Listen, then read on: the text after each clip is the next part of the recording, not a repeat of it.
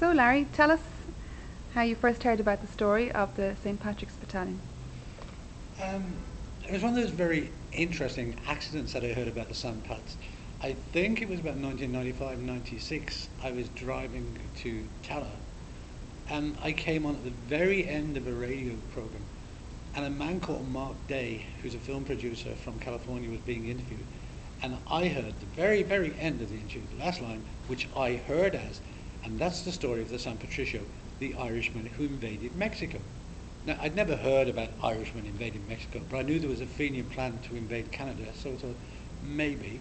So I started researching the story of the San Patricio and found it was something very different, that they hadn't actually invaded Mexico, that this was a group of maybe 500, mainly Irishmen, who'd started off fighting with America in the war against Mexico, 1846 to 48, changed sides, fought with the Mexicans as the San Patricios Battalion, are virtually unknown here, are airbrushed from American history, and yet are treated like heroes and martyrs in Mexico.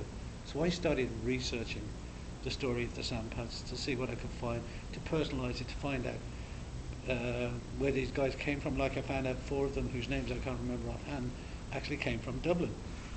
3 of whom were executed. 1, McMahon, survived, but nobody knows what happened to him. Part of my research took me to Mexico, and the most amazing experience for me was standing in San Angel, where on the 10th of September 1847, the first executions of 15 members of San Patricio took place. And in that square, an old man came up and he spoke to me through the driver who was with me, Roberto. He was actually interpreting for me because I can't speak Spanish. And the old man said, at night you can see them, the Irlandese. Sometimes it's in arms, sometimes it's a body, but they are there every night, hanging from the trees. And the hairs on the back of my neck actually stood up, because here are these guys, as I said, unknown in Ireland, airbrushed from American history, and yet for this man they were part of his living culture. And this is the reason that this piece was developed, if you like, to bring them home, to commemorate these. One newspaper referred to them as the greatest Irish heroes never mentioned, and I think it's true. So that's what the play is about. And who's your leading actor? My leading actor, my only actor in this, is young Stephen Jones from Tallaght. I embarrass him all the time by saying he's my former student, but fuck it, yes, he is. He is my former student. This project was written, originally I started to write it as a book, but then a certain line popped into mind, and the line was, it's hard to keep pace with a man whose feet are shackled, because you can't walk properly. That's the point of the shackle. If you can't if you can't walk, you can't run. If you can't run, you can't escape. And as soon as that line just popped into my mind from nowhere, I saw this image. I saw a young man walking in shackles.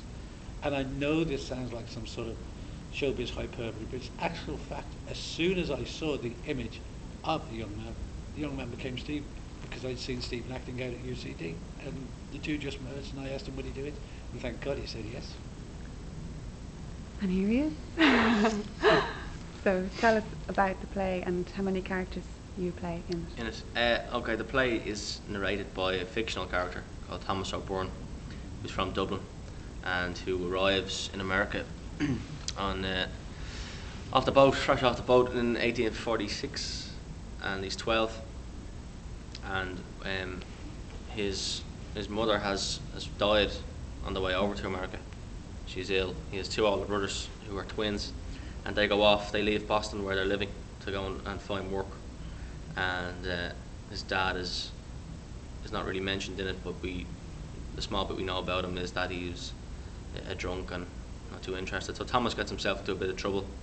Him and a neighbour of his, a fellow called Mick Foley, they accidentally they assault an American soldier, and so the only option they have is to enlist in the army. So he's 4 years too young to enlist, but it doesn't matter really to the soldiers because they were taking, boys in at that age.